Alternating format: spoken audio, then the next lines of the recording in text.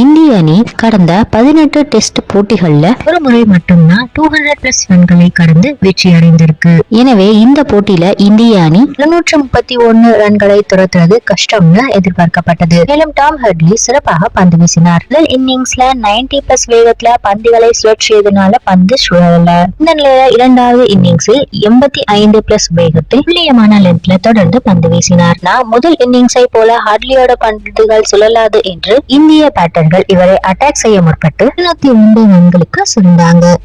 7 விக்கெட்டுகளை கைப்பற்றி 28 ரன்கள் வித்தியாசத்தில் இங்கிலாந்து அணியோட வெற்றிக்கு கை கொடுத்திருக்காரு. இந்த போட்டி முடிந்ததுக்கு அப்புறமா பேசிய ரோஹித் சர்மா 190 ரன்கள் முன்னிலை பெற்ற பொழுது தோல்வியை சந்திப்போம்னு ஒரு முறை கூட நினைத்து பார்க்கவில்லை. இந்த இடத்துல சொதப்பினோங்கிறதையும் யூகிக்க முடியல. போப் மிக சிறப்பாக விளையாடினார். அவருக்கு தொடர்ந்து நல்ல பந்துகளை தான் வீசினோம். இப்படியும் அவர் அதை சமாளித்தார். எங்கள் அணியோட பேட்டர்கள் சிறப்பாக செயல்படவில்லை என்பது உண்மை. பும்ரா, சிராஜ் இருவரும் 4வது நாள் ஆட்ட நேர முடிவில் நிதானமாக ஆடி 5வது நாள் ஆட்டத்தில் நன்றாக நகர்ந்திருந்தால் வெற்றி வாய்ப்பு இருந்திருக்கும்னு ரோஹித் சர்மா பேசியிருக்காரு.